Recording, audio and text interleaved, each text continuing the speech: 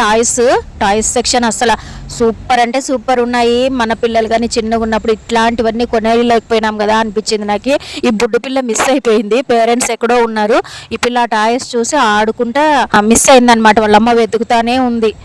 నేను చూసినాను కానీ చెప్తుంటే అటుపక్క సౌండ్ వస్తుంది, ఇటుపక్క వస్తుంది. కన్ఫ్యూజ్ అయిపోతున్నారు పాపము. ఇన్ని తీసుకొని మా వాడికి తీసుకోకపోతే ఇంకా చాలా ఫీల్ అవుతాడు. అందుకని టీ షర్ట్స్ చూసినాం కానీ సైజులు సరిపోలేదు.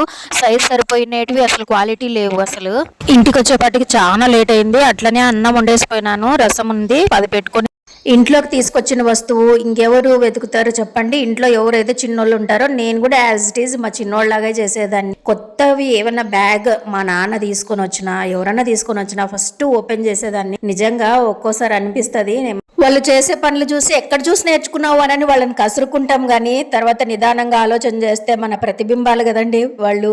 మనల్ని మనం చూసుకున్నట్టు ఉంటుంది. కానీ మన పనుల వల్ల అప్పుడు పెద్దవాళ్ళు ఎంత చిరాకు పడేవాళ్ళు అనేది మన పిల్లలు చేసిన తర్వాత తెలుస్తుంది.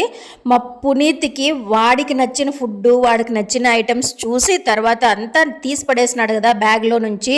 తర్వాత నీట్గా సర్ది పెడితే నేను చూపిస్తాను అని అంటే ఓట్స్ ప్యాకెట్, డ్రాగన్ ఫ్రూట్ అవన్నీ చూసిన తర్వాత ఇవన్నీ వాడంతకు వాడే నేను చెప్పకనే అన్నీ సర్ది పెట్టేసినాడండి.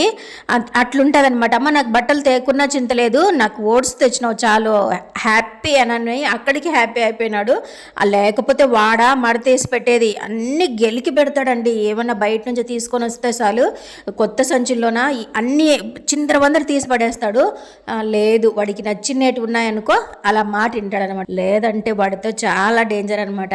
బట్టలు నాకు అవసరం లేదమ్మా, నాకు ఇవి తెచ్చినావు కదా చాలా అని అంటారు. మీ ఇంట్లో కూడా ఇట్లాంటి చిచ్చురు పిడుగులు ఉండింటారు కదా, వాళ్ళకి షేర్ చేయండి వీడియో. అన్నీ అలాగా డివైడ్ చేసి మడత పెట్టిన తర్వాత నేను ఎత్తి పెట్టేసినాను.